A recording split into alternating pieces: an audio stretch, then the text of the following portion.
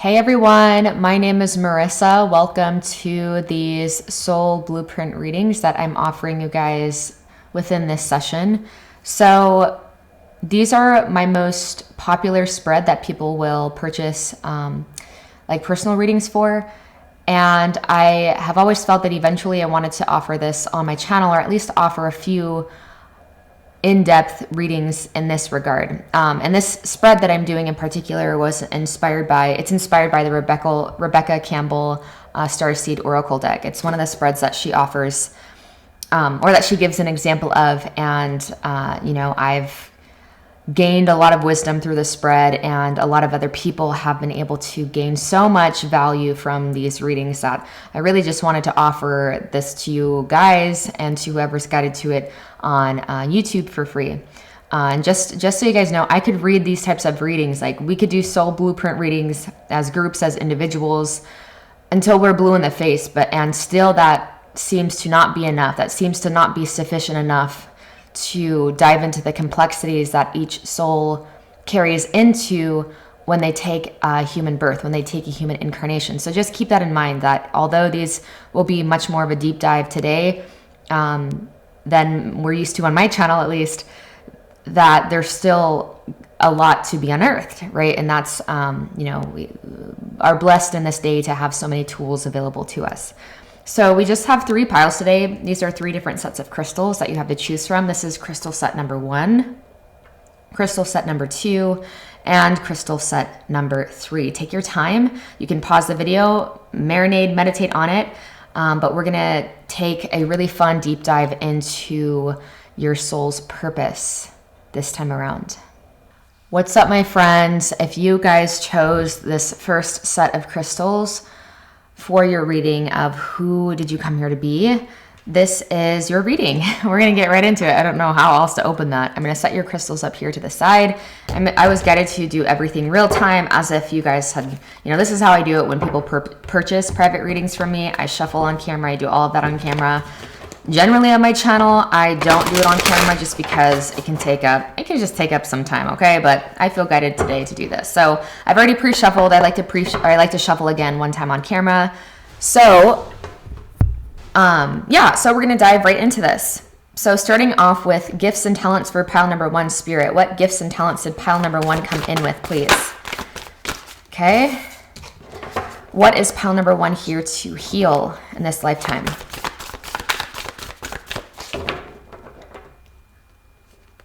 What is pile number 1 here to learn in this lifetime? What is pile number 1? What is challenging pile number 1 the most currently in their incarnation? And what is pile number 1's soul calling them towards? All right, so now we are going to get a little bit deeper with this deck. Okay, again, I pre-shuffled. I just like to shuffle one more time on camera. All right, let's clarify this. Gifts and talents. That's going to annoy me. One of them turned over. Okay, let's get at least one more. Please, Spirit, one more clarifying for gifts and talents. Okay, here to heal. Let's clarify that. I know you guys saw that pop out, okay? Okay. Here to learn, pile number 1. We don't want any giveaways, okay? We want to see this real time. All right, one more clarification for here to learn, please. Slippery. Okay, wow. So interesting. That was very similar to the card that already flipped over. All right, what's challenging pile number 1 the most?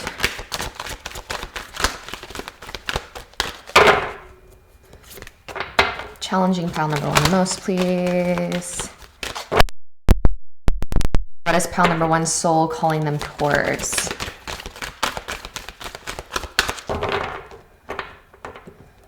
All right, this one more.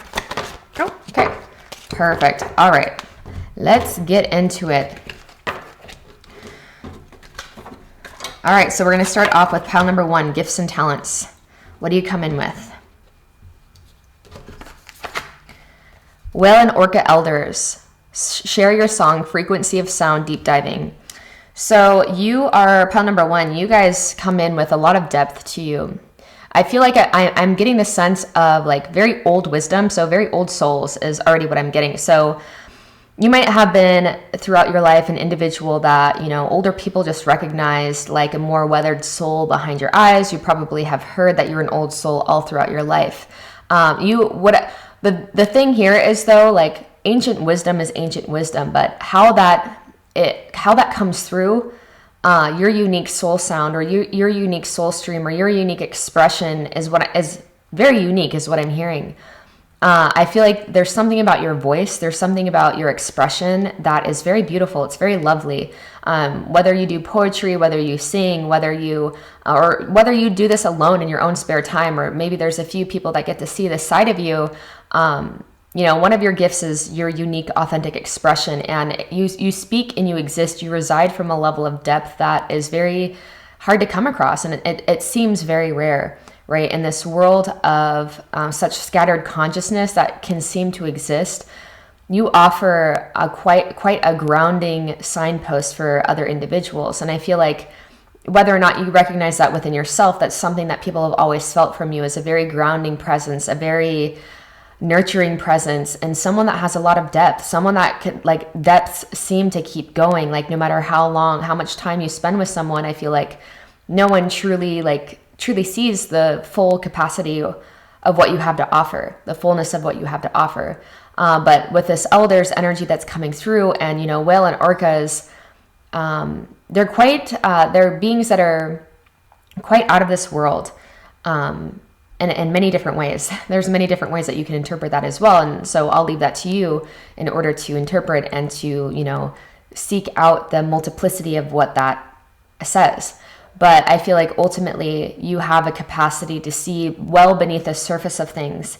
And that is a huge gift on this time of the planet, where on the surface we seem to see so much destruction and chaos, etc. You're able to see the harmony behind it, and you're able to read between the energetic lines of what is actually happening on the planet, right? And so I feel like that is, people just feel so comforted around you. I feel like you would be one to thrive during chaos and to thrive during shit falling apart, because ultimately, there's such wisdom. You're such a weathered soul that throughout lifetimes, you've only ever seen that things tend to get better, but not before they get worse. And there's a deep trust that I feel like you have gained throughout incarnations of life, always having your back, and that you don't know how, but like when shit hits the fan, you're like, this is going to shape me in a very powerful way. And so maybe even when stuff happens to you, or when stuff has happened to you, like you can carry this sense of like, okay, this is going to make me more into a badass. Not even from an egoic sense, but just like you just have this warrior spirit about you naturally, pile number 1. So what other gifts and talents what else do we want to know about this? What pile number 1 comes in with? Base chakra. So yeah, there's this very sturdy foundation that you bring in. You, again, a sense of being very grounded, very like on this earth, very relatable, very approachable, someone that I feel like is well nourished and takes care of themselves. Family and friends, I feel like would be important to you. Anything that enhances the sense of stability in this world. I feel like you guys would be a group that, you never forget where you come from. You never forget, the foundation that has been laid for you, regardless of if those things have always been desired or undesired. I feel like you've always had a trust in your blueprint, or you've always had like a deeper trust in not knowing why things have always panned out the way that they have, but ultimately trusting that it's for a greater reason. Okay. And so I feel like no matter where you go, you're able to attract community is what I'm hearing. And you're able to really establish yourself. If you travel a lot or you move a lot, you feel home wherever you go. Whales and orcas, they travel for like hundreds of thousands of miles, distances, right? With a few group of people, or few group, few group of people. That would, sign me up for that journey. That'd be so fun. But with their fellow companions, their fellow souls too. And so, yeah, this is also telling me your gifts. One of your gifts is, I feel like you're on planet Earth at this time with, very other unique souls, that may not necessarily resonate with Earth being their native planet. Take it only if it resonates. Okay. Cause this is speaking to a multitude of people here. But I do feel like you travel with a group of souls that you've probably reconnected with some of them at this point, or you will in the future, that are on the same mission and that have the same values, etc. So gifts and talents, pile number 1, movement, choices, decisions. Yeah, I feel like you're able to navigate your reality from a place of, it might not always make sense to people of like why you do what you do and why you move the way that you move, but ultimately, like, you just follow what feels the most right. Like, you don't take any of these options so much because it's the most logical thing to do, right? But you take it because it's just what feels right in that moment. And because so, I feel like throughout your life, you've always been taken care of, even if it's not been, you haven't experienced the luxury to the degree that you feel like you want to or whatever. Like, it feels like you've always been like, have had your basic needs met at the very most. And, yeah, I feel like your karma this time around has less to do with like, just like survival. And it has much more to do, like, that is a gift within itself that for whatever, however you've been taken care of and supported, it's felt like you've had the ability to focus more on your soul and your spirit within this incarnation. Yeah, and that's just the parameters that you set up within this life for a reason, okay? So we're going to get deeper into this reading for what you are here to heal, pile number 1. The 7 Star Sisters, Birthing Creations, Tapestry of Life Expression. So it's so interesting. I'm not surprised. I mean, this is what we see time and time again in soul blueprint readings, is your greatest gifts are deeply intertwined with your greatest fears. That's essentially what every human incarnation is, or any incarnation. For my most humble of opinions is, karma is simply recognizing where we're still resisting the God within us, or the God within all of creation, right? Karma is simply those areas that are left untouched by the light of our awareness, which is the light of creation or the universe, whatever you want to call it. And so I feel like what you're here to heal is this. You're here to heal, and maybe this is just a persecution code that, this seems to come up quite a bit during my soul blueprint readings with other light workers. And just when I do group readings, I'm never surprised to see this link between, you're afraid. There's a level of you, there's a level of all of us that is fearful that once we step into our expression, there's so many different reasons for this. But once I start expressing myself, like, what's going to change? What's going to fall away? Who's going to come after me? Is all the shitty things that I did in the past or whatever, is that going to catch up to me? Like all of these different things, right? But, karma is not a balancing of scales of good and bad, and it's not retribution, because the more willing you are to learn and to grow, it's just a willingness to grow. That's all it is. That eats away the karma, and that's the willingness to align with your dharmic path, okay? And so what you're here to heal is to see that your dharmic path will not lead you astray, and that you can trust the tapestry of life and where it's guiding you in all moments, right? There is such for such a wise type of energy to exist. There is a very you are very practically oriented, so you might have like significant placements in Earth within your birth chart, within your astrological chart, because trusting more of the divine and trusting, like, there's a very practical sense behind you guys, right? Like getting your bag, getting shit done, but then going off map or going off of template is what I say. Or what is it? Going off of I don't know. I can't think of it right now, but going off template, right? Going off of what is expected. Doing that more and more it seems like it will get easier as you do it. Okay. But we're going to get a little bit deeper so I have more coherence with this reading. So what is pile number 1 here to heal? Triumph. So, with the Chariot card, overcoming things, overcoming your own blockages to yourself. This could also be saying that, like, maybe you just feel unsuccessful in being able to let your expression or let your natural gifts and talents be what supports you, which is like what we're all kind of learning as a collective at this time on Earth, as like monetary systems are crumbling and collapsing, and as the internet opens so many doorways for us to really live a life on our own terms and also be well compensated for it, I feel like that's what you're learning how to do, and you're, not giving up, right? Learning, and also learning what it means to be someone that is motivated. It doesn't mean like honoring the natural ebbs and flows. So for me, sometimes that is like not posting anywhere or like I'm very consistently inconsistent, right? Or inconsistently consistent. I don't know how to say, but like, really trusting the energy to kind of let me know when I should post and what I should post and how I should post, and not really overthinking it from there, right? And letting that, like, really surrendering to what, that saying of my will to thy will, or leaning not on your own understanding, could be a very part of this too, of not feeling like you have to bulldoze your way through life, or to feel like it has to be so, like, this to me is kind of like a masculine, like a hyper masculine kind of energy, right? And so maintaining that balance, like when it comes to creation, birthing creation's tapestry of life, what you're here to heal, right, is creating a life of abundance and prosperity. And the age we're moving into is going to look a lot different. So discarding those ways of doing it and that have led us astray from our own selves, and that have even caused us to do things more for the results than for the journey itself, right? Than for just how we feel. And so if you're not feeling energized, if you're not feeling good, like, don't push yourself to do something, right? Don't think that your empire is going to completely fall apart. But then sometimes too, you're going to be guided to, like, just, you're going to have so much energy, and it's going to be clear that your consistency is like an everyday thing. And, just really tuning into the intricacies and the complexities and how that exists and how that's showing up for you, and not making it mean anything more or less than what it is. Obstacle and challenges, what you're here to heal. Yeah, I mean, this is not thinking that just because you have an obstacle or a challenge means that, there's no way over, or that you're not meant to, like, continue forward.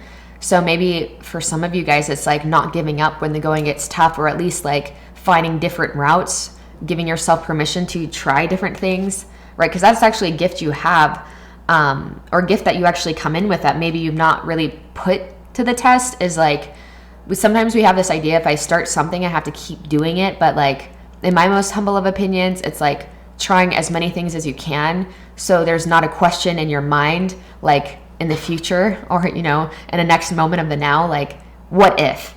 It's like, no, I already explored it and it was exciting at one point. And so again, there's like a deeper surrendering to the tapestry of life, right? And so not taking a temporary challenge to mean anything, and just understanding, again, like, these are opportunities. They're all mirrors to face ourselves, right? They're all mirrors to go deeper into ourselves. And so, maybe in the past, or maybe you just have a tendency of feeling like these obstacles and challenges mean that you're not meant to continue forward, when actually it's just to it's that purification process where it burns away all that is burnable, all that is impure. So what you're doing then, you're coming from a much more integrity-based place, a much more pure place. So what I mean by that is it becomes much more polarized to, you're doing it because you truly want to uplift the planet and you don't know what else you'd be doing, versus like proving yourself, or coming from like an inferiority complex, and that's, whether, if you're doing that, that's fine. It's like, we can't expect perfection when we first start off on our journey, or even throughout the journey, no matter how long you've been on it. That's not what it's about. It's really just about taking a leap and letting that purification process happens as you're walking that divine path, but no sooner. It only happens as you're already taking those steps, right? And so not taking the bait to mean that these obstacles and challenges mean that you're not good enough, or mean that it's not coming, or mean that, we tend to enjoy the journey less when we make this mean something about our purpose, when it's part of the purpose. This is what grows you. This is what, this is why you're such a wise being, because that's why you come in with such an energy of having such profound wisdom, is because you've been through this so many times, right? So what you're here to heal, I feel like it's a relationship to bulldozing through challenges, and much more so of like, how is this a perfect part of this tapestry of life, right? How is this a perfect part of my expression and just learning, like understanding it's all learning and you can't get it wrong. There's no such thing as, getting something wrong within a lifetime, right? So we're going to get deeper into what it is that you're here to learn. We have High Wraith, longing for home, homesick for the stars. So I was getting a starseed type of energy, but I try not to say that too much because, people are all over the board. And I trust that, if you're picking up what I'm putting down, then that's all that matters, okay? But yeah, I feel like what you're here to learn is that home is where you are, okay? And maybe a big part of this is learning, those frequencies that exist within other planetary systems. Like that is part of your gift. That is part of what you're here to bring to the planet. Let's see what else Spirit has to say. Love begins. Oh yeah. And heart chakra. So, there is this sense of longingness, right? Or of longing. And, I feel like what you're here to learn is like, we have two profound cards that talk about the heart chakra and talk about letting people in and the portal that your heart really is. And, I'm reminded of a portal here as well. So I feel like this is really talking about like not making, like you guys might put your sense of achievement, it might always be in the future.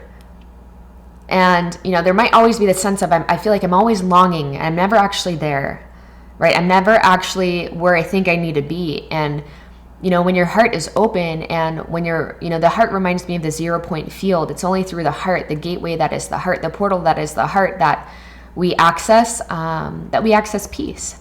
And so I feel like there's a level of peace. What you're here to learn is how to create from a level of peace and not from a level of like, I need to prove myself, or I need to bulldoze through these things, or I'm like on a mission and I have things to do and I have a world to change. And it's much more of like, how can I create from peace?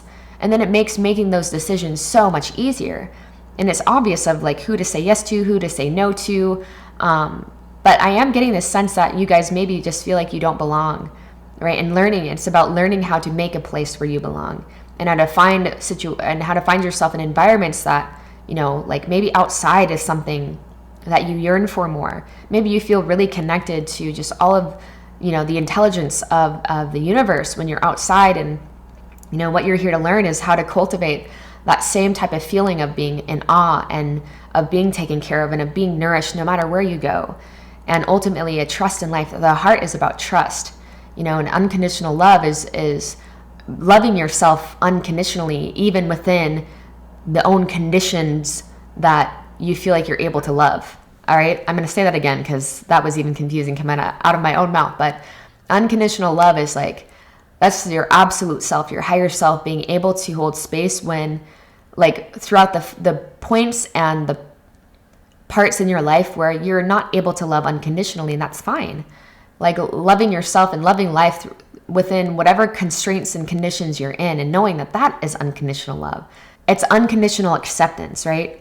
Unconditional acceptance, which does not depend on conditions, which does not depend on things needing to look a certain way in order for you to know your place in this world, to know what you're contributing to the planet, right? And so there might just be like, what you're here to learn is, how to share in the spirit with all of life, right? I mean, there's two different hands coming in and they're sharing in the wellspring that is life, right? And I feel like there might be some isolation that you tend to do. Maybe you tend to isolate yourself and not really share of your heart or open up to many people. And, there might be a reason for that. There might be a really valid reason for why you have learned to be that way. And so maybe that's also why you've never felt like you're at home, like people don't get you, people don't understand you. But we're going to move deeper into this reading. So what you're here to learn, what's challenging you the most? Your life is a canvas, artist, manifestation, creative accountability. So yeah, I feel like there's a fear of getting something wrong. Or there's a fear of not knowing where to start. Or not knowing where you're going to go from here. Or not knowing, like, maybe it's just like the not knowing.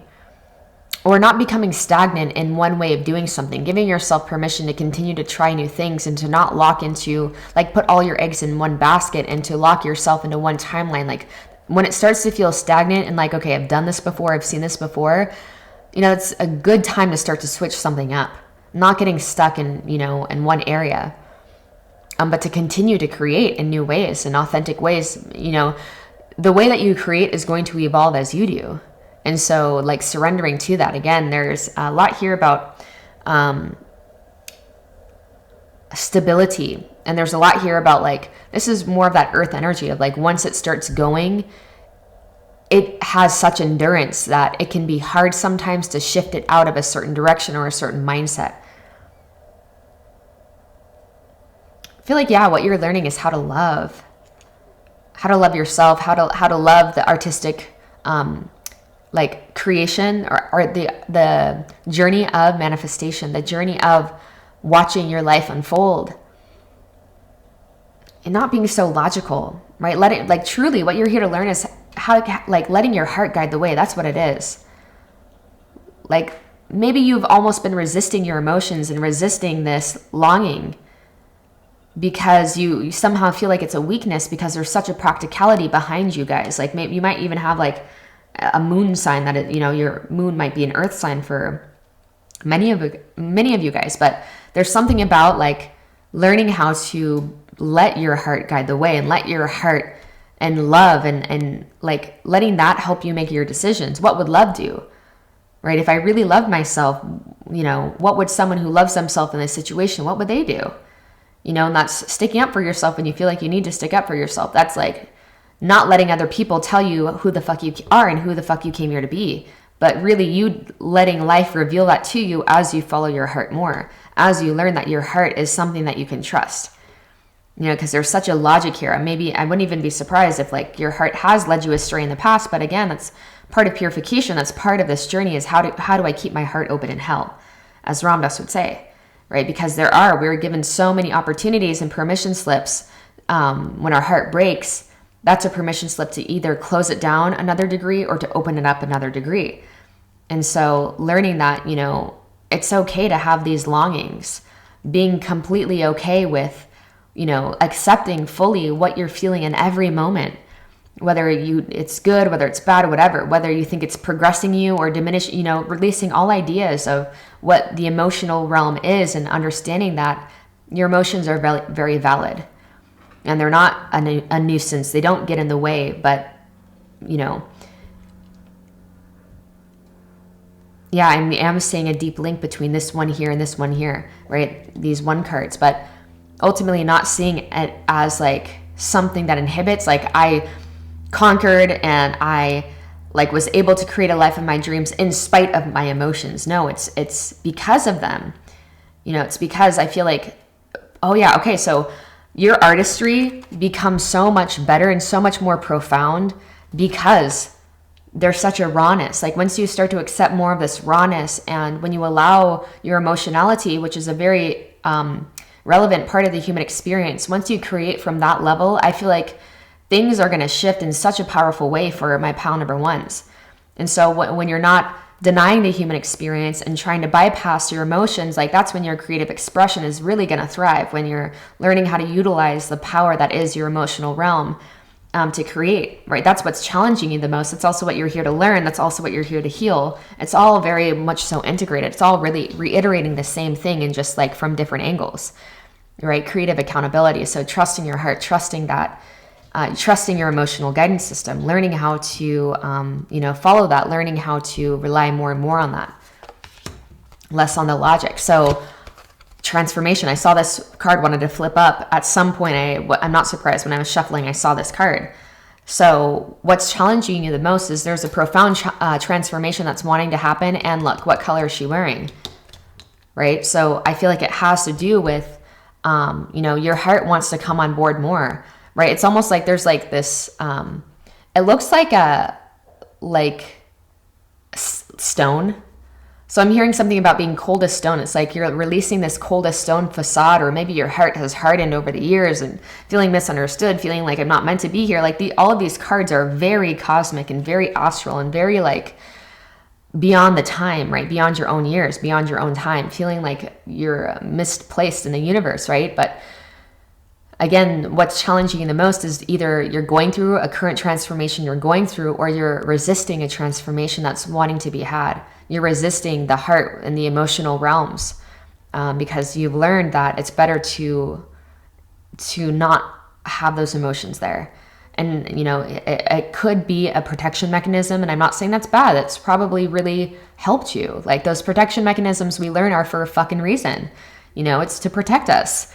And it's for like very practical survival reasons. But you're at a point in your evolution where now it's ready for that transformation to happen. And you see the relevancy of that foundation that needed to be laid in order for you to be an extremely empathic being. You already were one. But now it's like coupled, now that you have the wisdom and now that you have grown to the extent that you have, now you become so much more of a force to be reckoned with, because you have boundaries, because you know, from absolute truth, you understand everything's good, we're all pure, but from relative truth, you know who to not fuck with, right? Who not to fuck around with, because you're not, you know, you're here for bigger things than like the petty bullshit that people want to bring to your doorstep. So what's challenging you the most? Positive movement forward. Yeah, there's a stagnancy. There's an inability to move forward. And like the life that I feel like this group and most of the people drawn to my channel, it's like, how do I monetize my gifts? How do I live a life that is on my own terms, right? Where I'm using the things that I'm good at naturally to help uplift the planet. And so I'm feeling a little bit of resistance, and that is going to come online more the more that you surrender to the heart, right? The more that you surrender to the heart space. And again, surrendering to the heart space it's just like being okay with how closed off it is.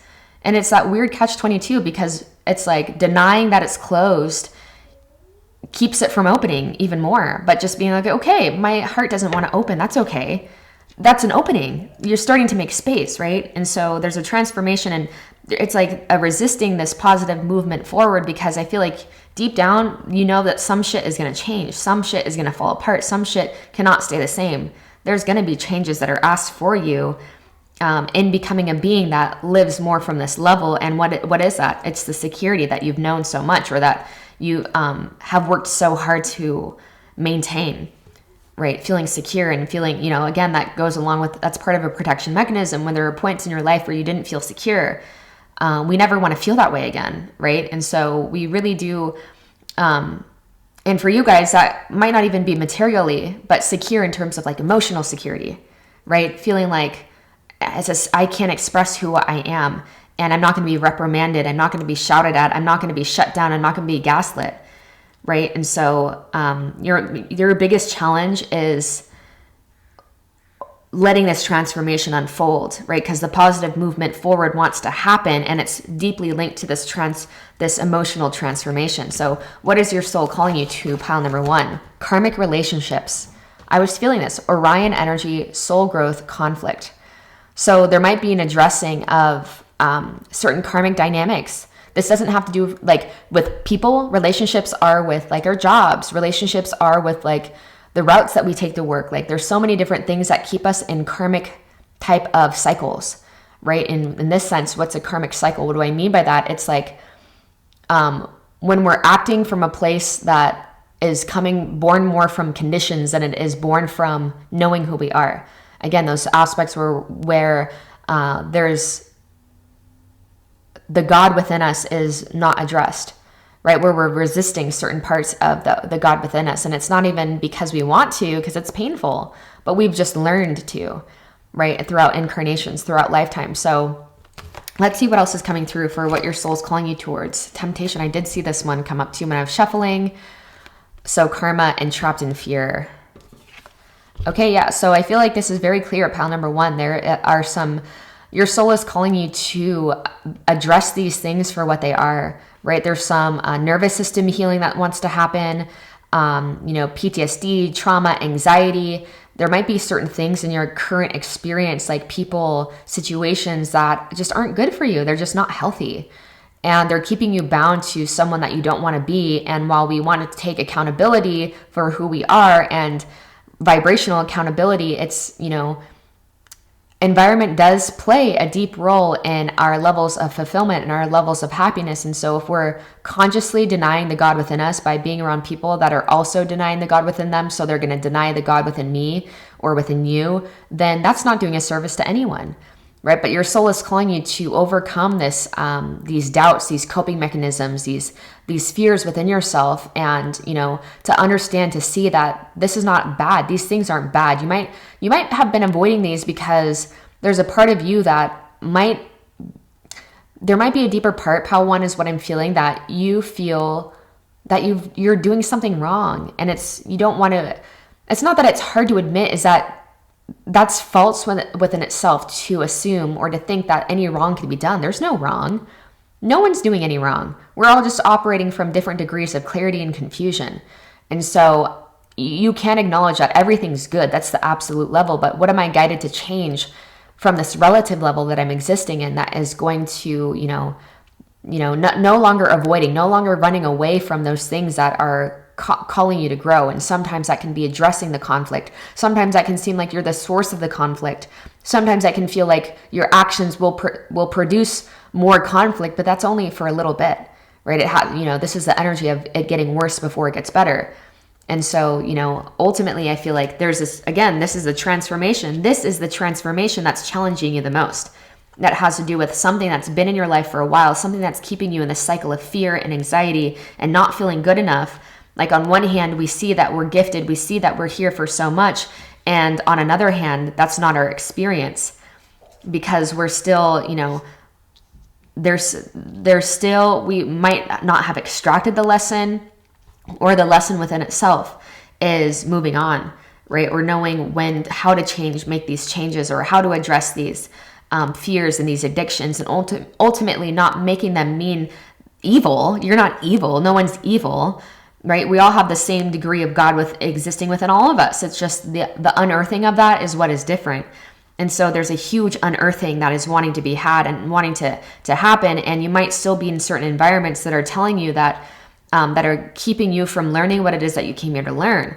Right? You can still love people and love situations and have love for the growth that they provided to you at the level that you were at. You can still hold love and compassion while not feeding that game, while not feeding that toxicity, by being like, this is not for me. That can be sometimes the most powerful thing for an empath, is being like, fuck you, bye, peace and love, but fuck you, and from a higher level, it's all good. And, probably a more tactful way that you'll do that. But there's something about a deep transformation and positive movement wanting to happen, but your soul is calling you to address something in your current reality that has you trapped in fear, that has you bound to karmic cycles that are not serving you. And it probably has to do with certain relationships or a certain dynamic in particular that you're probably very aware of already. All right, pal number 1. So this could also be saying too, if it's not just that, this is like what your soul is calling you towards is, just being much more discerning, right? Being much more discerning of these karmic dynamics, of these karmic relationships, and not thinking that love can exist in something that seems like it is triggering us a lot, right? And that that you've grown when you can be face to face with someone that used to deeply trigger you, and you have love for them and they don't trigger you, and you're not trapped in fear, right? That's how you know that you've transformed. Okay, and so there's so many different complexities and intricacies that can exist within these types of readings, okay? But I trust that you'll take this as it resonates. I'm going to leave this reading here for now, pal number 1. Thank you for being here. Thank you for tuning in. Thank you for your service. Thank you for your gifts. Thank you for caring. Thank you for caring. I hope to see you soon. What's up, group number 2? Welcome to your reading for who it is that you came here to be. An in-depth soul blueprint reading. So if you chose these crystals, a set of crystals, I'm just going to put them aside for now. And I was guided to shuffle real time with you guys. So I already pre-shuffled quite a few times before I go on camera, and then I just like to do it one more time on camera. So we're getting into what it is, or who it is you came here to be. So starting off with your gifts and talents this incarnation, pal 2. Gifts and talents for pal 2. All right, so what is pal 2 here to learn? What is pal 2 here to heal?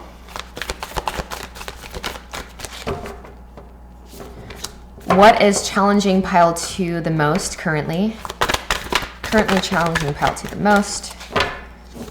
And what is pile 2's soul calling them towards? Okay, let's try one more time. Soul calling, pile 2. All right. Now we're just going to clarify with this deck to get a little bit deeper into the messages. Let's clarify gifts and talents.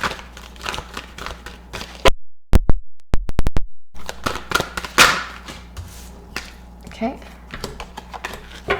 Here to heal. Clarify.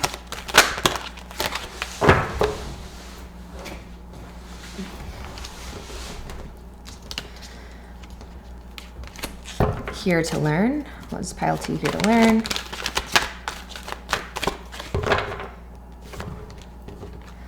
What is challenging pile 2 the most?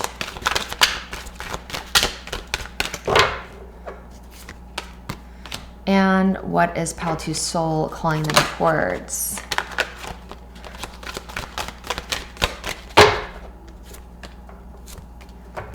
Okay.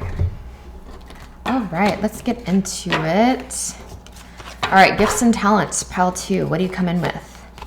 You got the love, radiant energy, codependency, boundaries. So I feel like this is saying one of your gifts is actually establishing good boundaries.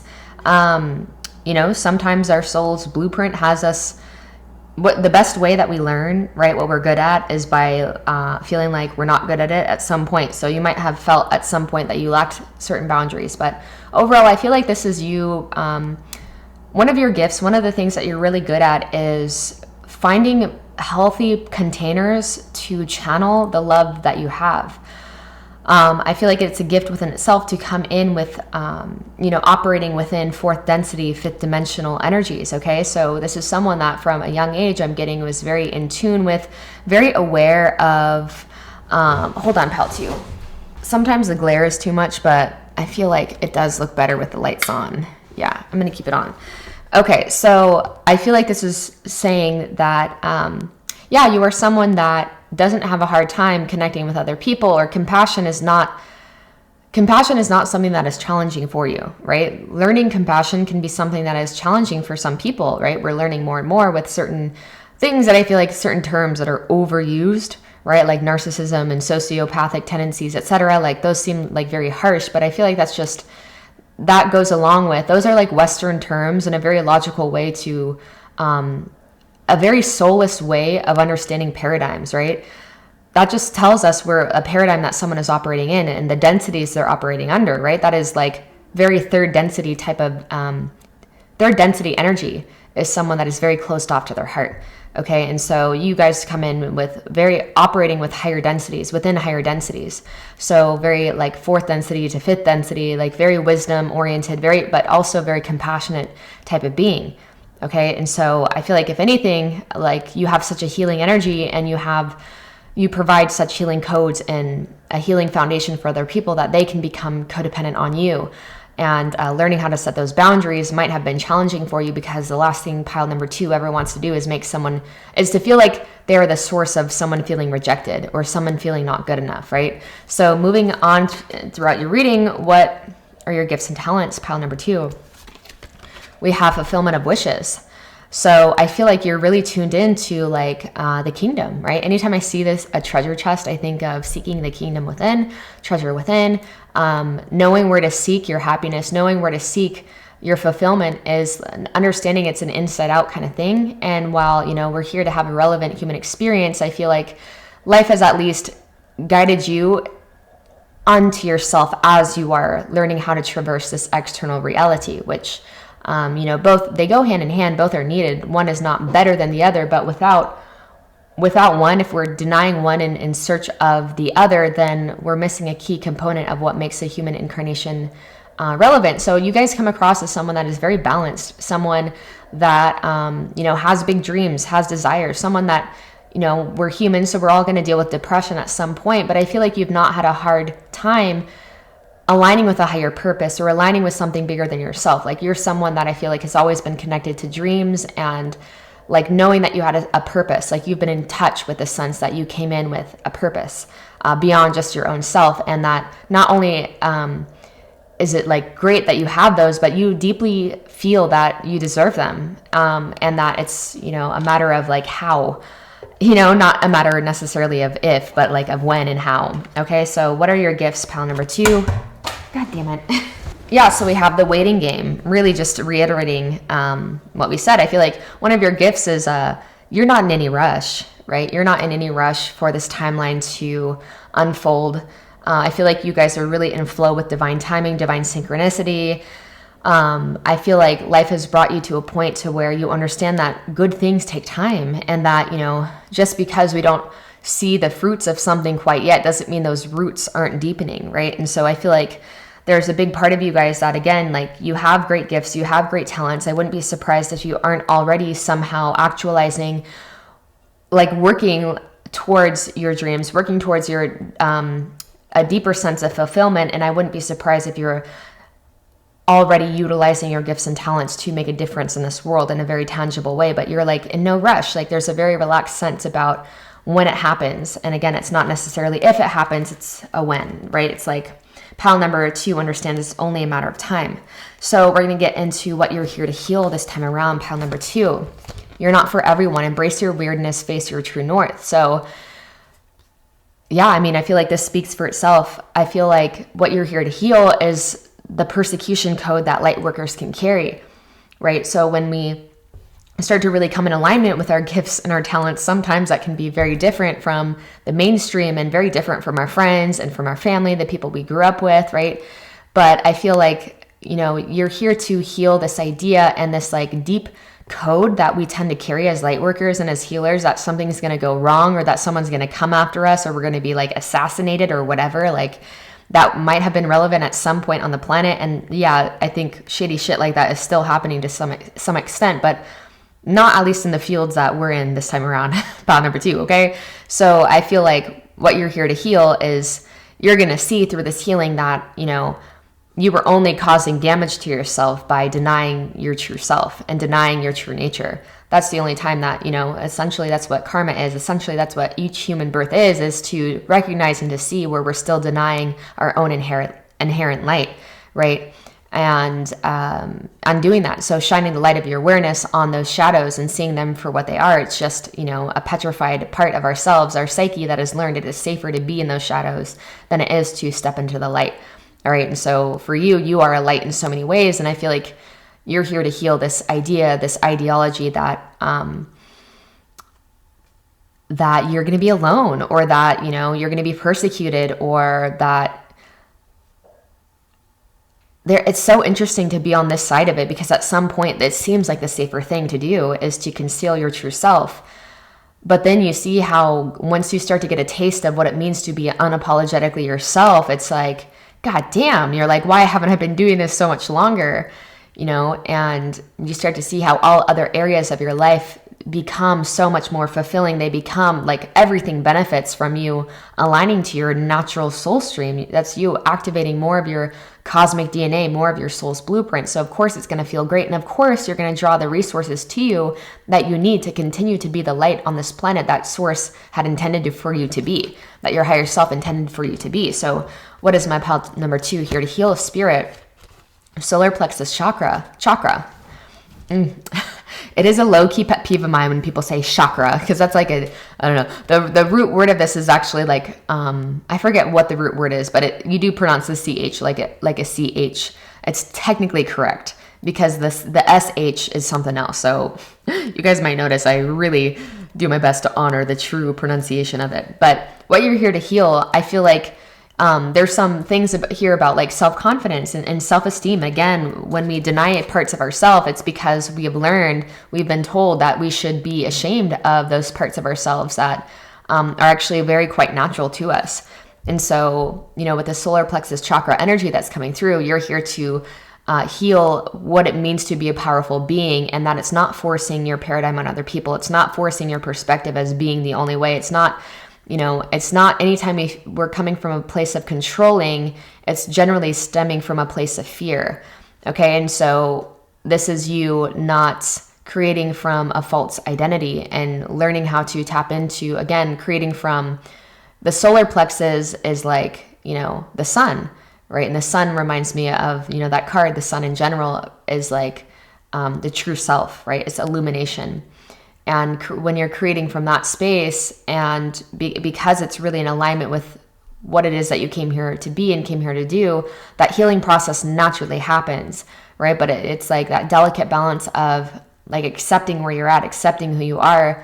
True confidence is not denying any aspect of yourself because they're not pretty to look at or pretty to experience. True confidence is like, I know that these things of the personality are the things of the personality, and that's it. Like, I am beyond all of it. And these things are relevant for me to experience, right? And so it's that weird thing where by embracing your flaws, your perceived flaws, what society would tell you is a flaw, what society would tell you is weird and stupid or whatever, is actually where you're going to start to carry yourself in such a powerful way that this world doesn't come across a lot. And you have those codes within your blueprint, and you probably already get glimpses of that. What is Pal 2 here to heal? Heartache and loss. All right, so yeah, you might have learned these. You might have lost people that you love, or gone through loss in general of opportunities or jobs or whatever, because your true self was coming through, or maybe your true self was coming through. Because I am seeing with these threes that these are deeply connected. Like when you were really authentically you, like someone had something to fucking say about it, or it was rejected, or it was denied, it was not accepted. And so you're healing the fact that, when people reject me, when people deny me, it has nothing to fucking do with me. And like from a higher level, it was all designed to help strengthen me into not caring. So on a higher level, it's all love.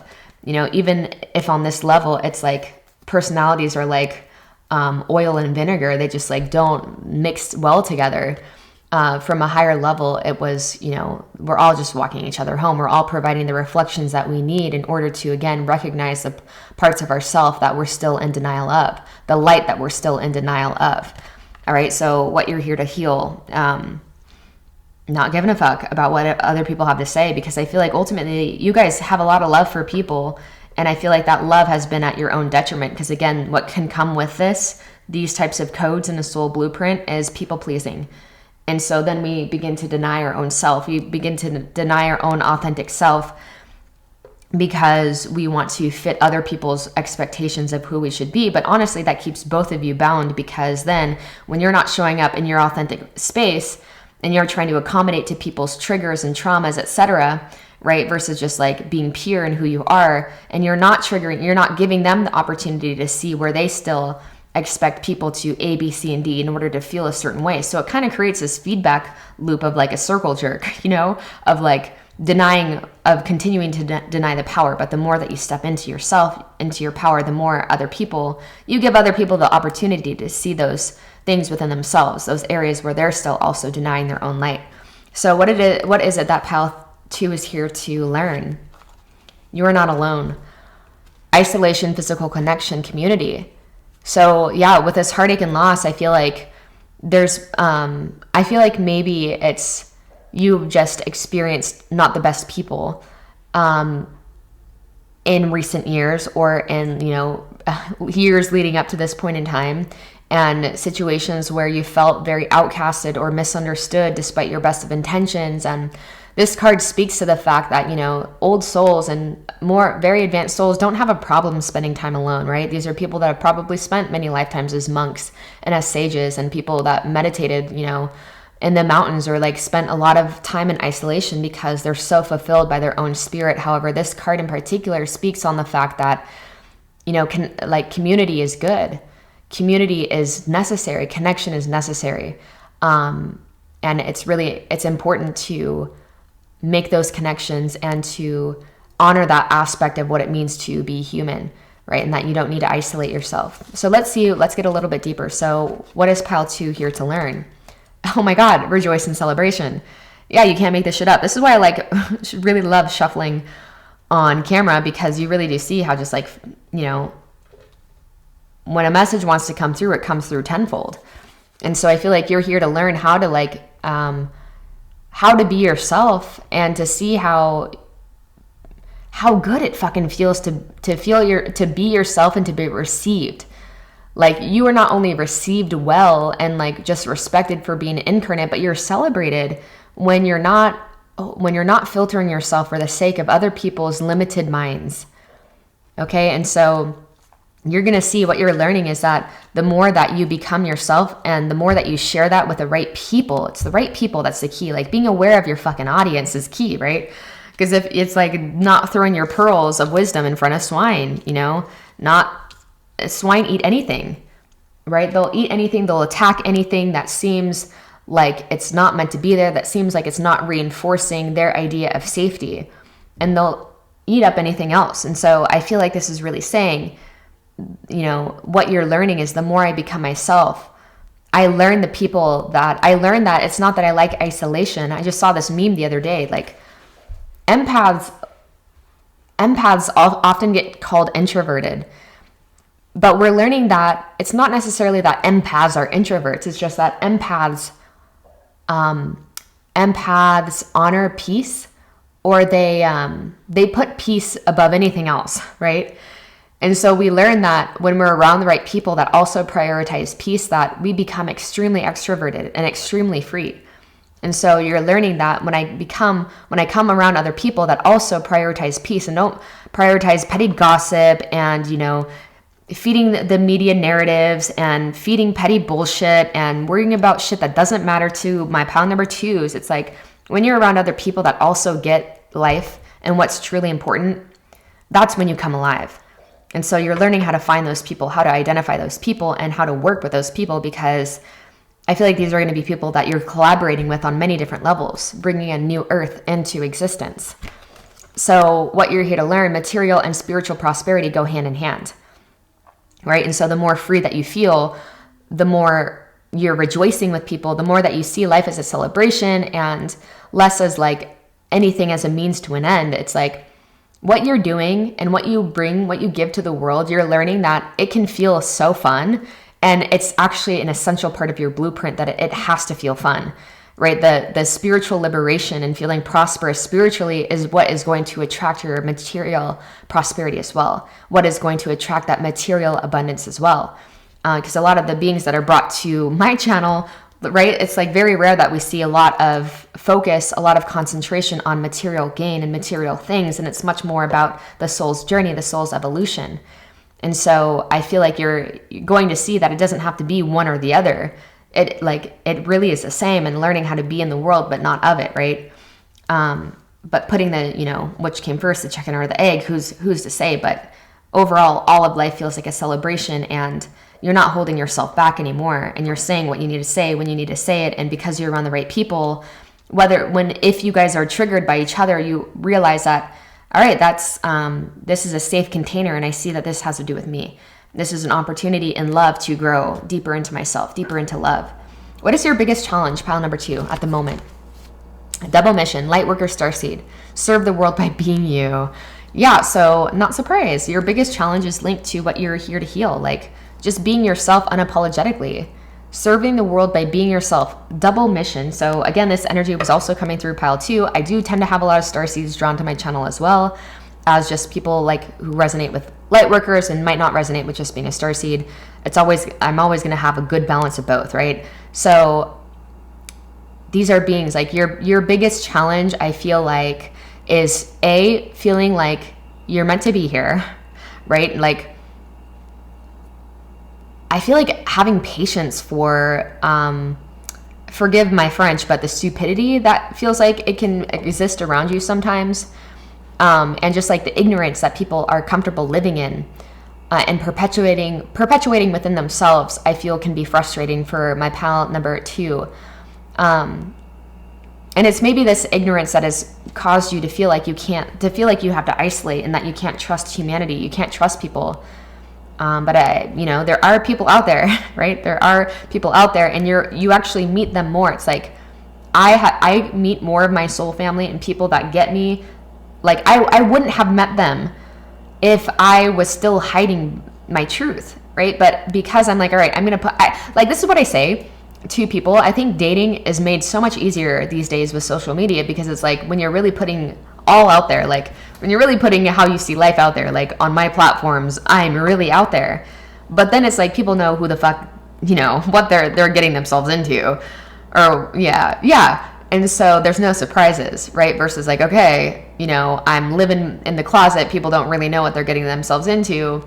And then, you know, whatever. That's just an example of like how good it feels to just be yourself. And then you cut out a lot of detours that can happen when you're like low-key filtering yourself and like wanting people to like give you a chance. And then, you know, like, okay, now I'm going to really show you who I really am, but just like being upfront from the get-go, right? Because you are very different. You are very different. You do come to the planet to shed light and to be very active. Like light worker means like you're actively working to shed light into the world and to, again, help people recognize the places where they're denying their own light. And there's so many ways, you know, Reiki healers, tarot readers, you know, fitness instructors, yoga teachers, you know, teachers in general. There's so many different ways where our mission is very active, and we're very, you know, people would call you like a light worker, a spiritual person, or just someone who's like self-help,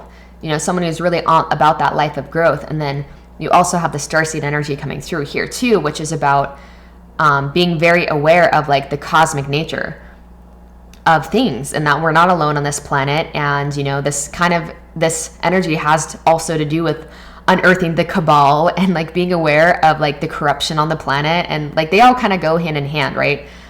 But ultimately it comes back to just like being unapologetically you, and you will see more and more. You'll be like, thank fucking God. You know, like you'll see how certain things are not possible. Certain realities are not possible unless like it's only possible through the gateway of being yourself. Otherwise certain doors are kept closed to you. And so it's really essential. This is your biggest challenge is seeing how something that you've learned is like a way to protect yourself from disappointment is actually keeping you away from the realities that you really want. Okay, so moving forward with what is challenging you the most right now, choose wisely. Hell yeah, look at that. So choosing your path wisely, choosing what you're investing your heart in wisely, not understanding that you can't make the wrong decision. But what I love about this card in particular is this person is like seated in meditation. This person is making a decision from a really, a place that tells me they're turning within first and foremost. Okay, and so I feel like this is too, your biggest challenge is you might have something in your life right now that you have different directions to go. And, you know, you might be in a place of like, okay, I know that I'm gifted. I know I want to do something. I know I want to be active. I know I need to honor my uniqueness, my soul's blueprint. But what do I do? Okay, and so this is really saying like, don't choose safe, but choose what sets you free. You know, don't choose the watered down version. Choose the like, all right, this is what fucking feels amazing. And I don't care how loony it makes me seem. I've had many people call me crazy, you know, behind my back, and, you know, it just energetically to my face, okay? Just by expressions, etc. And that's okay. You know, that's totally fine, because I'd rather be like, seem crazy, but like feel very free and sane within my decisions than to be living a life where I feel like I'm selling my soul. You know, so choose wisely, choose what sets you free, make a different decision where you're not acting from this place of watering yourself down, protecting yourself from rejection, and you're like, fuck it, I got nothing to lose. I have everything to gain. What's challenging you the most? Positive movement forward. Same card came up in the same position in pile number 1. It's like our biggest challenge is resisting our own, like, our biggest challenge is positive movement forward. And it's only because, like, why is that a challenge? Positive movement forward, like, how could that be a challenge? But I feel like it's because deep down, it's like we haven't quite yet seen. We've seen for like some people, we have evidence that living a purpose-based life can be very fruitful. We're still waiting to see that be true for like masses, to where it's not just like seems like a lucky person, a lucky break here and there.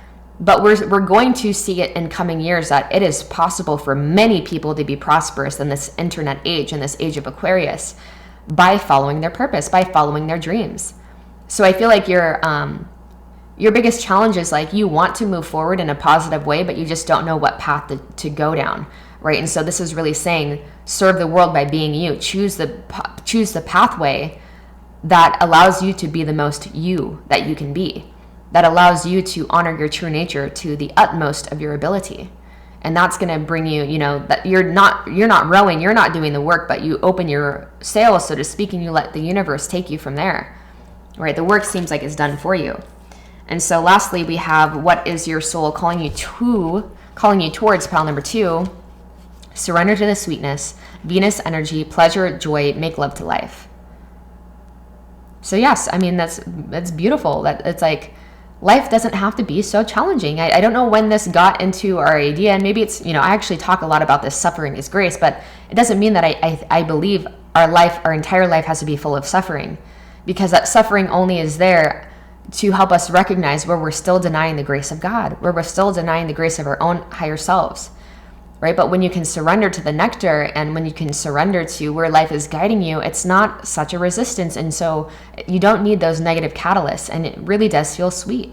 It doesn't have to be hard. Life doesn't have to feel like a punishment, right? And so surrender to the sweetness. I love that this is inclusive. Your soul is calling you to relationships, to people, to making love with life, and to making decisions from a place, again, of joy. What's going to bring me the most amount of joy? Not because you're chasing after joy because you feel like you lack joy, but because you see no other logical way to live. You really deeply feel there's no other reason that pile number 2, would be here at this point in time than to surrender to the love that I have to give, making love to life, right? And I don't have to close my heart down, but I'm choosing wisely. I'm knowing where to invest this love into. I'm not just giving it to anyone.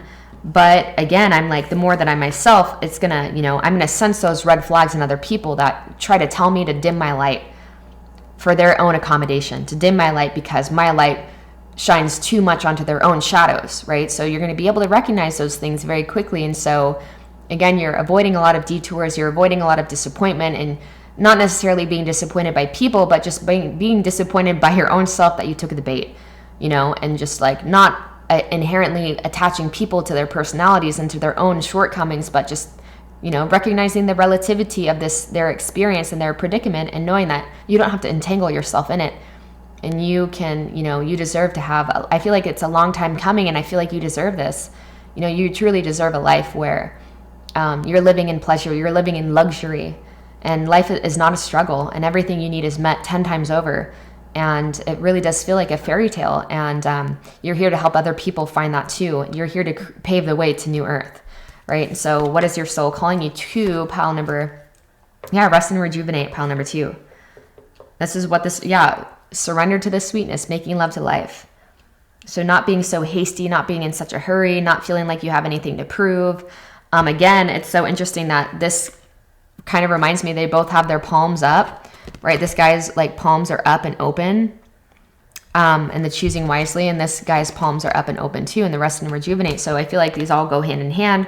Your biggest challenges, again, your soul is calling you to like into the depths of those challenges, because that's where those challenges, it just burns away. That's a process of purification. It just burns away that which is unpure, that which is burnable, and then what you're left with is sweetness. Like you get through the hard, crusty outer layers of like the watermelon to penetrate into the depths of the sweetness, right? And into the nectar. And so that's what you're being called to, is to address these things. And you're not going to feel rested and rejuvenated by avoiding, what's challenging you the most. It's by leaning into it. Okay, these go hand in hand. I feel like there might be some decisions that need to be made, or that you've been waiting to be made. And this is just like, we're always making decisions. And so it's choosing wisely. Am I feeding truth? Am I making a decision from the light of truth? Or am I making the decision from the confusion of shadow? All right. Not making it, good or bad, but you guys are very wise. So you'll know where you're coming from. Mental conflict. So it's interesting that we have two of the blue cards coming up right next to each other. Okay. So what your soul is calling you towards is to calm whatever narratives are going on in your mind about, like, just whatever, about family, what they think of you, what your friends think of you, of where I'm going to go, of like,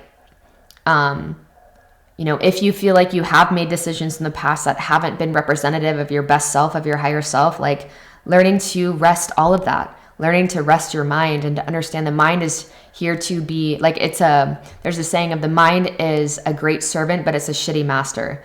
Okay. And so learning, like any narratives that you have adopted, that life should be struggle, or that life should be, that I should, you know, sometimes it's interesting too, because in the spiritual community, sometimes we stay in dynamics that trigger us because we feel like we're bypassing work if we don't.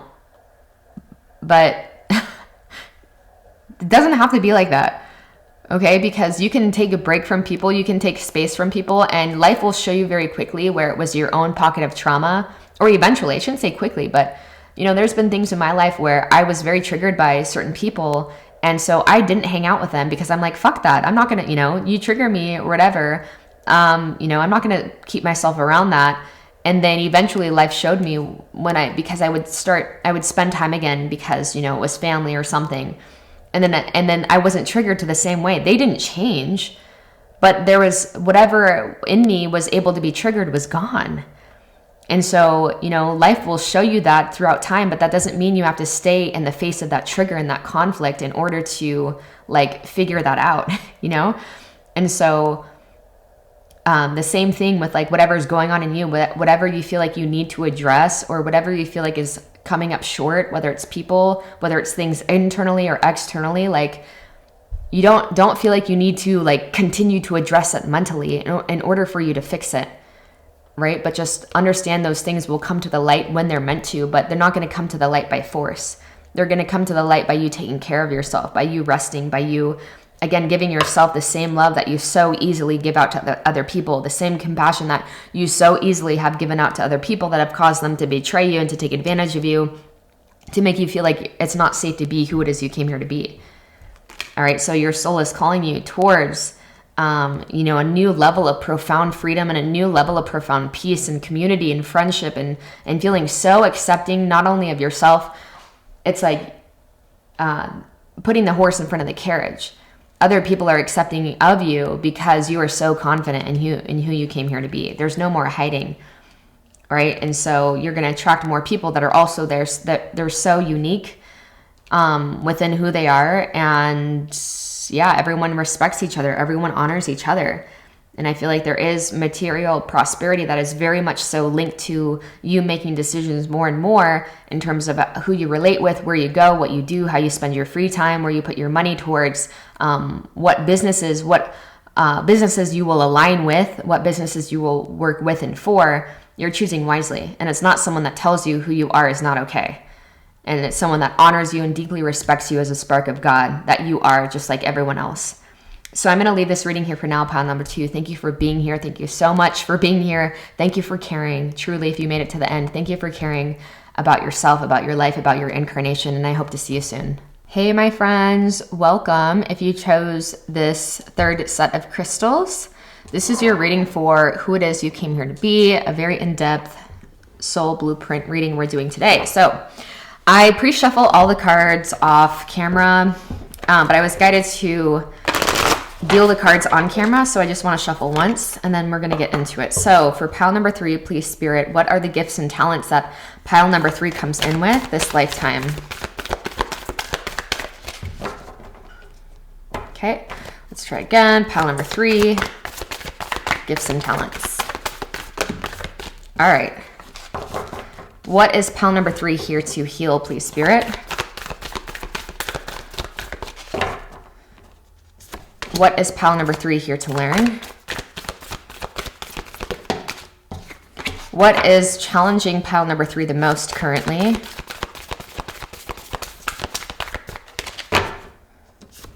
And what is pile number 3 souls calling them towards? Group number 3, I should say.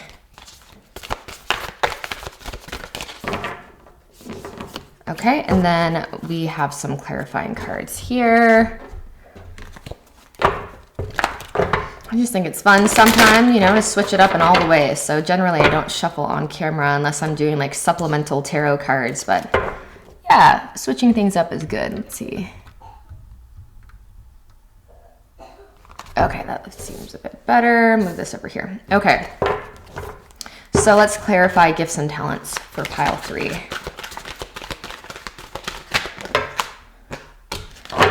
Let's do, okay, yep. And then what pile 3 here is to heal. Let's clarify that.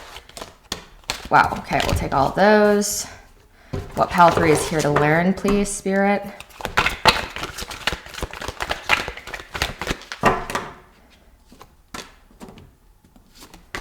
Okay, that one wants to come up too. What pile 3 is here to, what's challenging pile 3 the most?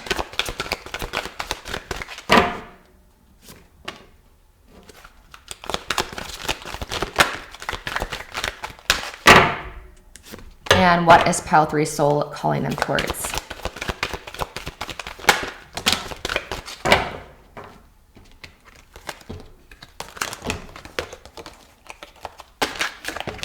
What is pile number 3 soul calling them towards?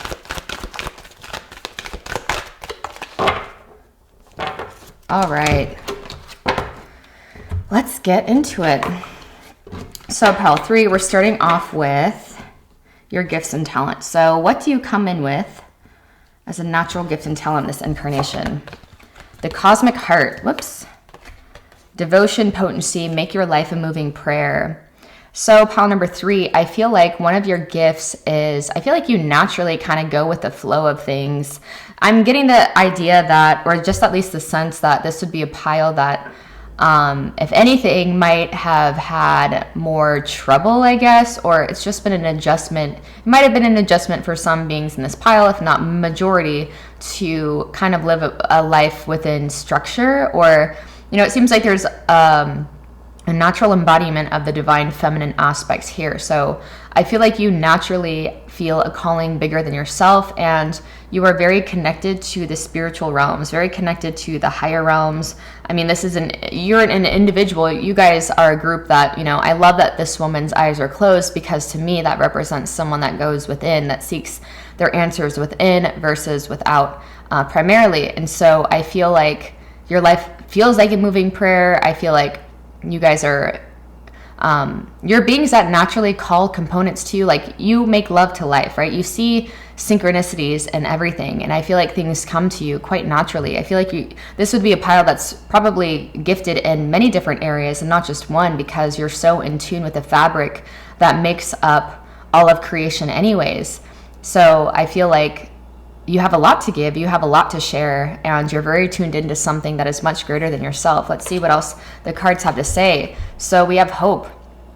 You're naturally gifted at bringing hope to this planet, bringing hope to other people.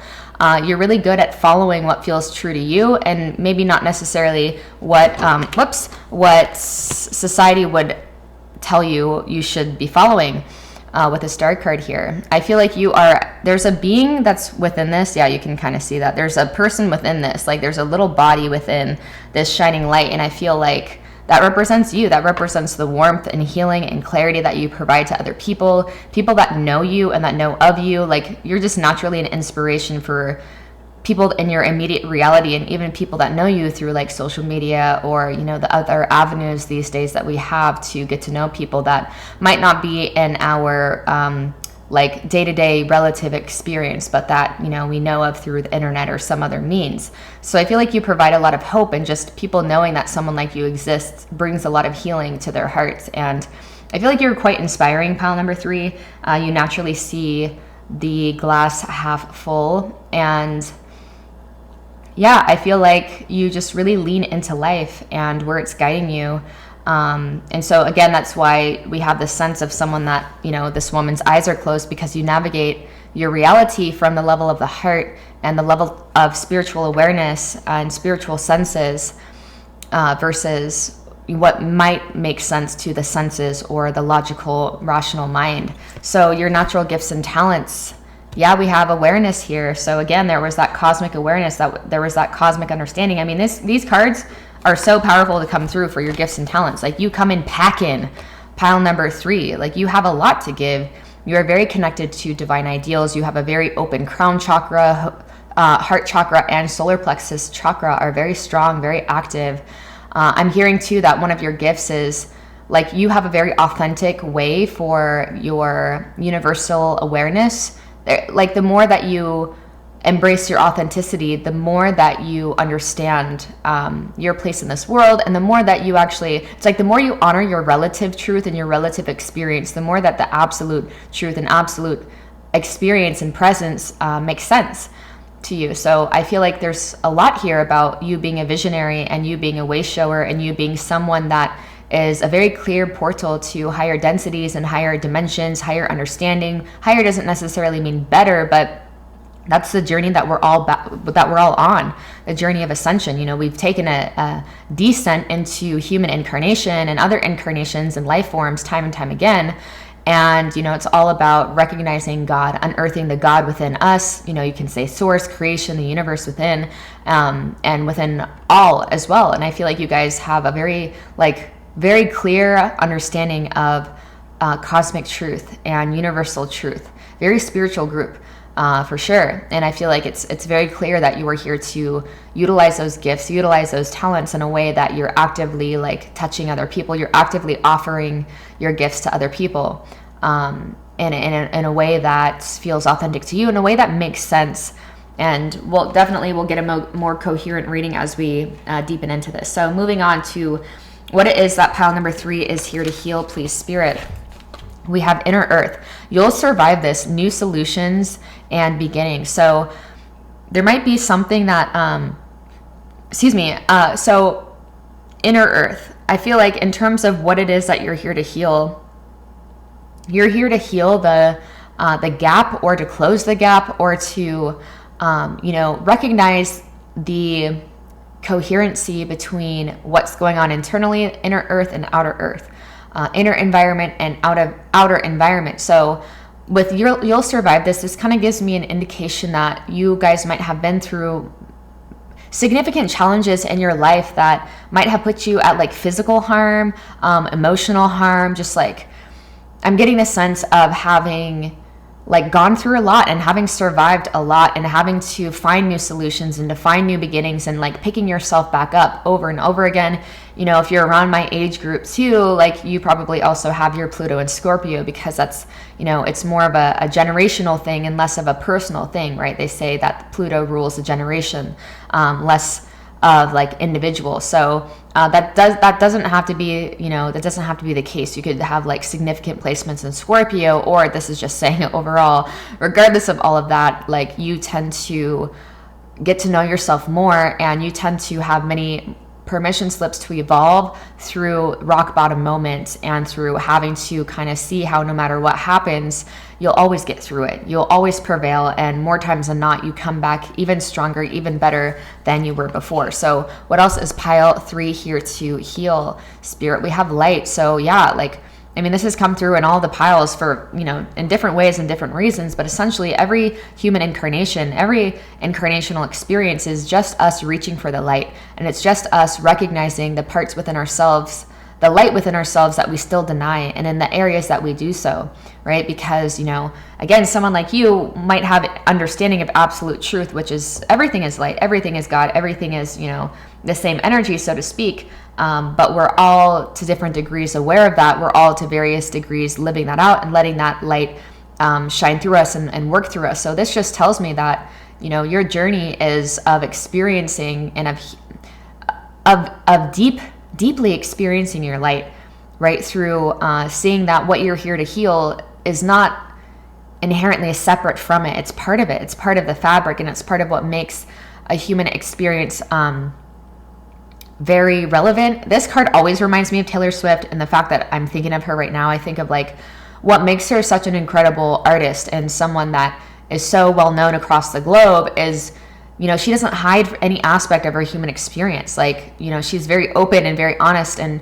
it's like her failures and her insecurities and the things that have not gone well end up making her into who she is and creating this incredible empire. And so I feel like what you're here to heal, you're here to heal and recognize the same within yourself, that, I feel like if anything, there can be a lot of frustration within individuals that I see with these types of codes in their soul's blueprint, is because you know so much you have such an incredible connection to absolute and universal truth, but then your actual experience of yourself is very different, and that can be so frustrating. I get it.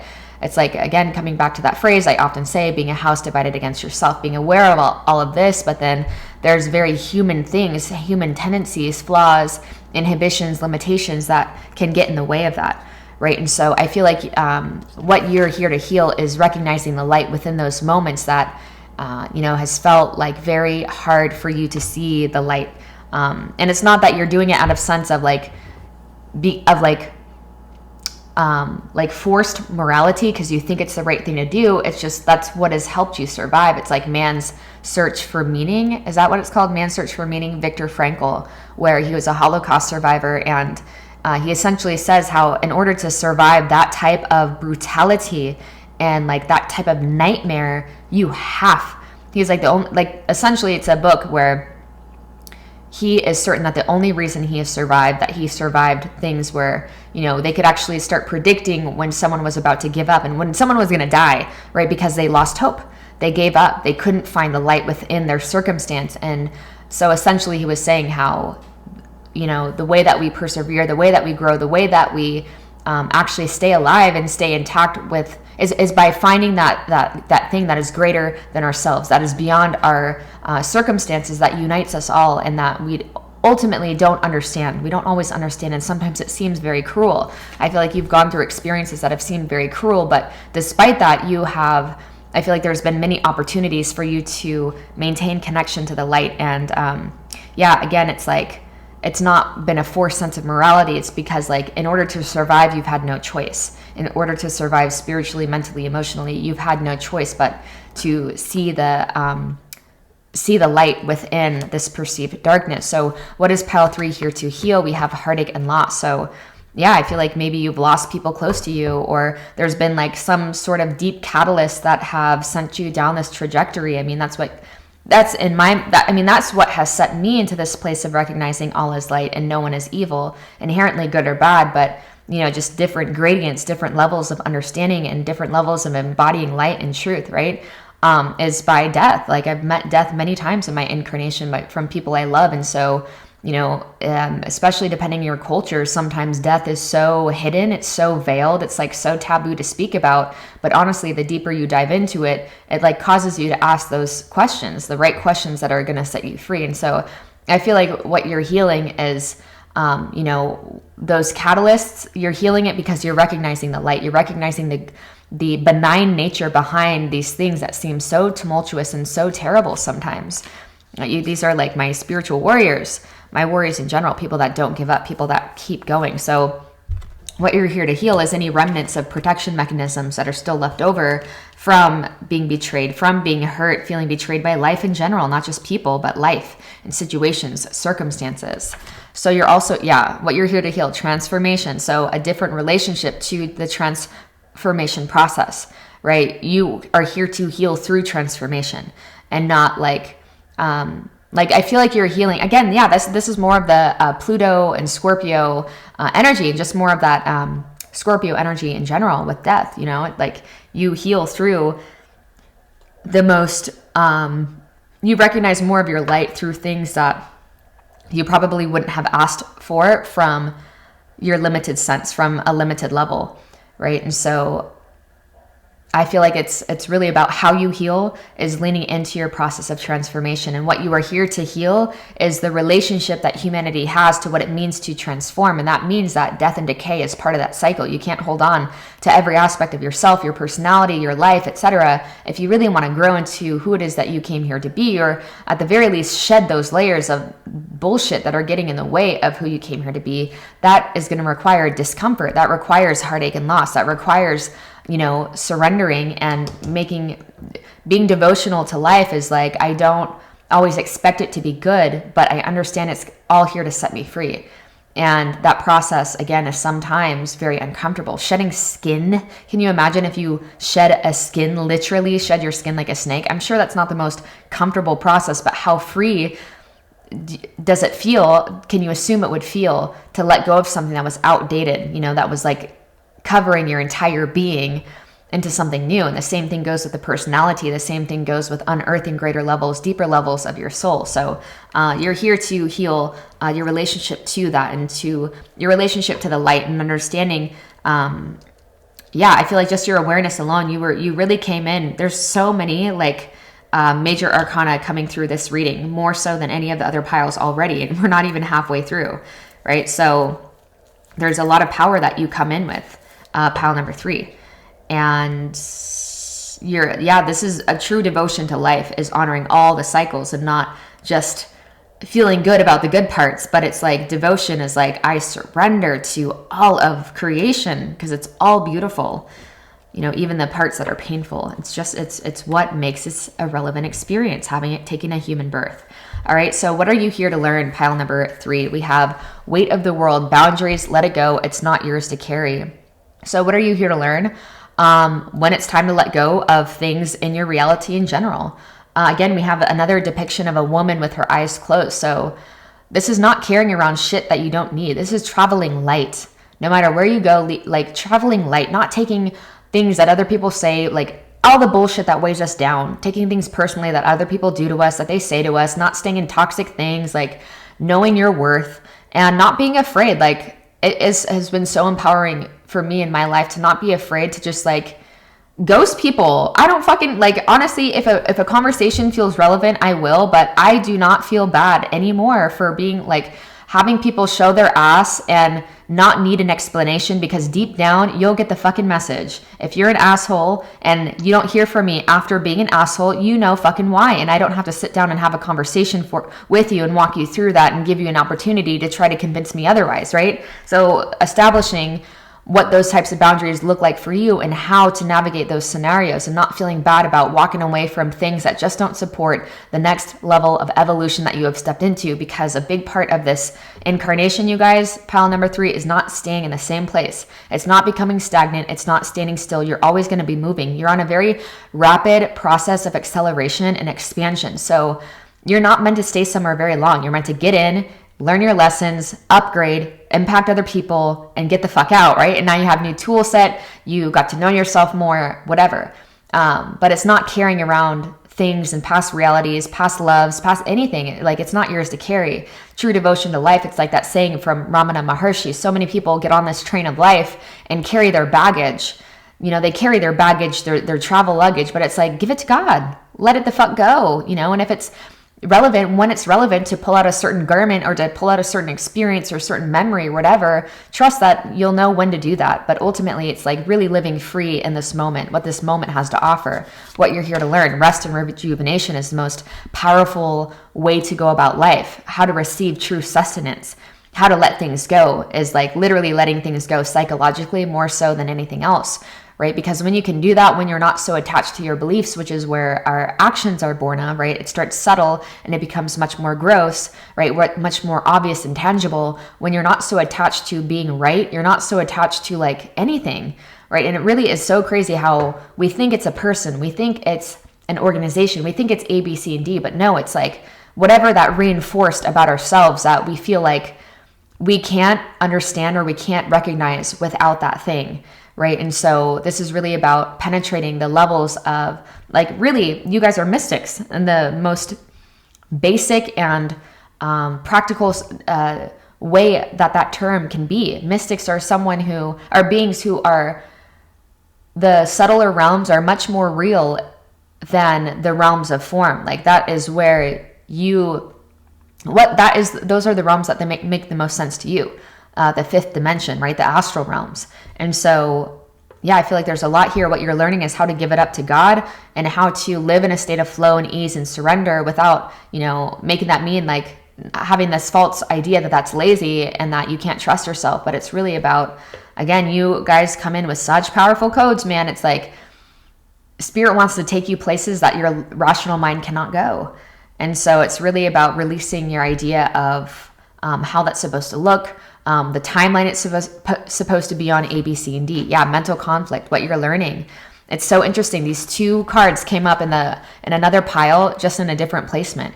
These 2 same cards right next to each other, right? And so you're, again, coming back to the subtle realms. You're learning where all where all dis-ease is born from. It's born from mental conflict. We're all destruction and hell. Like, we create our own hells. And what we see on the planet, all the bullshit, the hell that we're co-creating together, that starts somewhere. It starts in everyone else perpetuating this hellhole in their own minds, right? But you're learning how to not carry the weight of the world of the planet, because you guys are very expanded and high density beings. And that's like, what the fuck ever. I'm so tired of feeling like I have to tiptoe around saying it how the fuck I see it. Like, you just operate differently from the rest of humanity. And, it would be more egoic for me to be like, oh, like, everyone's the same, yada, yada. Like, on absolute level, yep, we're all the same. On a relative level, you guys are operating from a much more expanded place. And that's just how the fuck it is, right? And so you're learning how to let that conflict be there, but also separating yourself from it, understanding it's part of being in the world, and it's not necessarily yours. It's part of like taking a human birth, a human body, a human incarnation at this point on the planet. It's part of your service. And so it's not yours to carry. Last but not least, we have wisdom for what you're here to learn. Yeah, I mean, I feel like it's like wisdom, how it applies to this planet at this time. I mean, look at these fucking cards, pal 3. This is like an insane reading. I feel so honored to be reading for you guys. I mean, you guys give so much. You have so much to give. And I feel like like what you're learning is the fact that there's not a lot of people that can meet you where you're at, maybe at least in your physical reality, but it's other teachers on this planet. You're meant to collaborate, and you're learning that I feel like if anything, you might not feel like you're at a place yet, or you might always pedestal other people that are doing work that is just as good as the work that you're doing. All right? I'm here to tell you, you're doing work that is just as good as other people that you put on a pedestal. And you are tapping into profound truths, just as profound and just as valid as these other people you tend to put on a pedestal. And so you're learning how to not let your mind tell you a different story, because, I mean, it just seems like you might have been through some shit where, like, some trauma, some PTSD, to where you have developed maybe an inferiority complex. But that was meant to safeguard you from becoming too wisdom oriented, too much of a cold-hearted fucking psychopath, I'm sorry. I'm sorry. I've been watching some weird YouTube shorts lately, okay? But, but it's like, you're very wise, but you haven't forgotten the heart. You literally come in with the cosmic fucking heart. Like this, like you were safeguarded in this lifetime through whatever your experiences have been, through all these processes of transformation and death and decay, etc. So what's challenging you guys the most right now? We have C's of Mintanka, seeing potential, bringing unconsciousness to light. I mean, it's interesting because that's everything that you already do. So I feel like the biggest challenge for you guys is, for my pal number 3s, is not needing to be perfect, right? Not needing to be like, what does that even mean? Like, when you're on a path of growth, that feels good. Why does that feel good? It's not because you've reached your ultimate state of perfection or ultimate enlightenment. It's because you're a little bit more free from your psychological distortions, from your spiritual distortions, whatever. You're a little bit more free from suffering than you were the day before, right? Or the moment before, whatever. And so your biggest challenge for my pile number 3s is you're not going to bring all of it to light in this lifetime, and you're not meant to. There's certain veils of illusion you came in with for a reason. And again, it's like, letting God, like putting your baggage up. And when something is meant to come out, when something is meant to come to the light, trust that it will, as long as you're doing your best every day. And I see you guys are doing your best. You guys have literally had no choice. You've made the choice of positive polarity. You've made the choice of being a light worker. You've already made that, right? You've made that choice. And so just trusting that what is meant to come to the light will when it's meant to, and not waiting for perfect. Like, what the fuck does that mean? And understanding we tend to pedestal other people when we forget they're just as human. When we forget, when you forget that how you look at other people is how a lot of fucking people look at you, pile 3, is like, are you from this planet? Like, you are too good to be true. You're so wise. You're so A, B, C, and D, right? And then but you know yourself. You know that you're insane as anyone else, and you know that all of your pitfalls and shortcomings, etc. And so, of course, it's easier to place other people with similar codes as you on a pedestal because you're only seeing one side of it, right? You're not seeing all the complexities as you were seeing within yourself. So that's something that you're learning too, right? You're learning that all of this is relevant, and that it's very rare you're going to find what Ram Dass calls a cooked goose, right, on this planet, where someone who is completely pure, completely rid of their resistance to God, which is what karma is, completely clean of their own impurities, their own selfish desires and distortions, etc. Very rare. And it's safe to say this is not the planet for that. This is the planet to find the divinity within all of that. All right, so next we have destiny for what's challenging you the most. So maybe for some of you, it's like figuring out like, where am I going? Or can this sustain me? Or does this make sense? Or, there's going to be different people tuning into this at different points of their path. So maybe like for a lot of you guys with this rest and rejuvenate and mental conflict, maybe it's like there might be a fear of stepping more into that, or what that's going to entail of you, like with more responsibility, with more power comes greater responsibility. I mean, if I have to continue to say how many major arcana is coming through, like, I feel like you guys just have BDE, big destiny energy. And it's like, can I really fill those shoes? Can I really step into that? Can I really do all these things? But you know what? If there's any part of you that feels like, oh, I'm supposed to do this now that I'm this, that's born of the mind. Okay. And like, you don't have to do shit. Like, let spirit show you what is relevant for you, because it's so easy, even in spiritual communities, of like, just for an example, like people can be so unique, but then they're all still doing the same shit, all hosting retreats in a similar way, all going to, these resorts and, same shit. But like, give yourself permission. Like, if that feels overwhelming or like too much to handle too soon, then maybe come to consider that that's not right for you. And that's not the path you're meant to take in your own unique way, maybe at least not at this point in time. We only start to experience anxiety and mental conflict when we're placing ourselves, when our models of our mind don't match up with our soul's blueprint and what is actually truthful to us. Okay, so you might feel there might be some challenges. What's challenging you the most is feeling like you should be or should do or should anything, versus just honoring what is here and understanding too that living a life of destiny isn't always one where you're on display for everyone to see, because that can turn very quickly into spiritual materialism and I believe it's called semony, where like you're monetizing, you're taking when you take spiritual truth and then it begins to become like something that you monetize, those can be hard waters to navigate. Okay. And like this, speaking from someone that kind of does that in a way, challenging waters, because you never want to distort the truth, or you never want to like exploit the truth for money. I mean, that's not the karma I want. So like for you guys, I feel like you're probably in the same boat of like, how do I live a life of integrity in alignment to my destiny, where I'm not exploiting truth for anything, right? And I'm just doing it because it's the right thing to do. Deception and envy. I was wondering if this card was going to come up in one of these things. So what's challenging you the most? There might be people you feel deceived by, or you might be, because you have such big destiny energy, you might have been around people, or you're around people that just like are jealous of you and that send you, shoot you the evil eye, but my most humble of opinion says when you're when you're operating from higher levels of awareness, that shit doesn't, it doesn't affect you. So if you want to light your candles, so be it. But I mean, I'm not going to waste my energy on something that like, I really don't think can hold a flame to me. Okay. But, and I feel like that's a different story for a different day. But I feel like if you think it can affect you, then you open the door to let it. Right. So I feel like, what might be challenging you the most is you're aligning more to your destiny. You're stepping more into it. You're like filling the shoes that you came here to fill. And there might be people that like, honestly, your light and your power just triggers them, and it's hard for them to see it. It's like they like don't want you to succeed, not because it's a you thing, but it's because it's a them thing.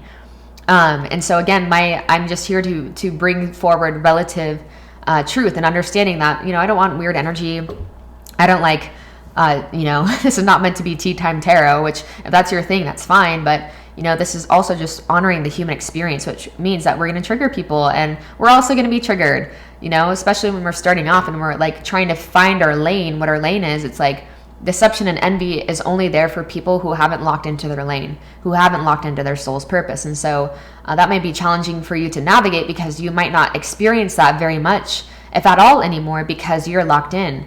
right? You're locked into what it is that you came here to do, who it is you came here to be. So last, what is your soul calling you towards? Fall into my arms, surrender, holding the opposites, extremes of life. Yeah, that was really coming through, especially over here, of honoring. I'm sorry, I need a drink.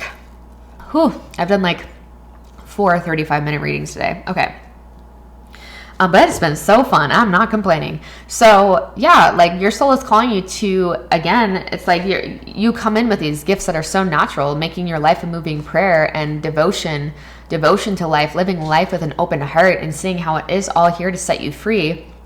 And so that's what your soul is calling you towards, is more of that freedom where you're just completely self-sourced. You're turning in order to tune, to look up and to see what your higher self wants of you, and things are just coming to you. Like we have like these spirit guides just sending this person the things they need, like sending, like, I almost see this too as like many challenges, like having a lot thrown at you and not much can actually affect you, right? And so I feel like you've been through that purification. You've been through so much of that, burning away that which is impure or impure. And so your soul is calling you to just bask in the amount of growth, bask in how far you've come, right? And understanding that, all of it is meant to set you free. And I feel like you guys already feel that. We're going to get deeper. Harmony. Yeah. I feel like being held, and your soul is calling you towards more like, connections, like more heartfelt connections with soul family. And so if you've been resisting connecting with people because there's something within you that is still a little bit scarred and traumatized from being around the wrong people, like they held the mirror for you in the ways that they needed to, I feel like you can understand that. But at the same time, there might be a little bit of trauma still left in terms of trusting people and being able to share like heartfelt connection. And so I feel like, your soul is calling you towards connecting more with people. This could even be like lovers, right? Like your soul is calling you to like a life that feels really good. And that I just saw 33 on the clock. So yeah, the life, like you're living from such an ascended state of being, right? And it's like, you're being called to a life that I feel like is well-deserved and feels very harmonious and very in flow, very balanced, very surrendered, very like good and bad and everything in between, just like totally devotional to all of life, and not just the parts that feel good for a moment and the parts that feel bad for a moment, but you're penetrating beyond that. You're beyond it. You're moving beyond that, beyond the wheel of cause and effect, beyond the wheel of samsara, into the realms of true bliss, of true joy, which aren't these big pop out fucking huge wild experiences. It's actually a very serene and peaceful state. Third eye chakra. So yeah, again, we have more of the sixth energy, more of like, this is the number of being a teacher. It's the number of humanitarianism. It's really utilizing and awakening the third eye, the spiritual eye, seeing the truth of all things. Again, we have more of that third eye and crown chakra energy coming in at the beginning of your reading of like your natural gifts. And it's really like your soul is calling you to deepening those gifts, deepening your psychic gifts, expanding your gifts, utilizing them more. The more we utilize them, the stronger they get. So life is really extricating you from a life that is very mainstream, like even more so than you probably already are, and really showing you like the magic that, the universal forces are ones of magic. They speak a language of magic and of miracles. And so you are going to see that real time, pile number 3. You're going to see that more and more, that life is magic, and that's drawing it forth from you. It's honestly something that probably feels like you have no control over. It's just, you've done so much purification. You've done so much surrendering and transformation up to this point in time that it really is like you have aligned your will to a large extent to your higher self, your higher aspect, your higher will. And so it's really just about enjoying the journey, enjoying the ride, and watching like your greatest dreams and your greatest visions, and just a life that is, you have worked millions of incarnations for. Like honestly, like so many. You've like seen the gamut of human experience with extremes of life holding opposites. You've seen the gamut, and you've made the choice, and this is truly, I feel like, a life like you're really going to look back and be so proud of yourself. And it's more and more going to feel like, oh my God, everything you feel so grateful for. Pile number 3, and it's well deserved. You are very powerful. Thank you so much for your service. Thank you for caring. Thank you for being on the planet. Thank you for offering your gifts and your service to the planet at this time. Thank you so much for being here, and I hope to see you soon.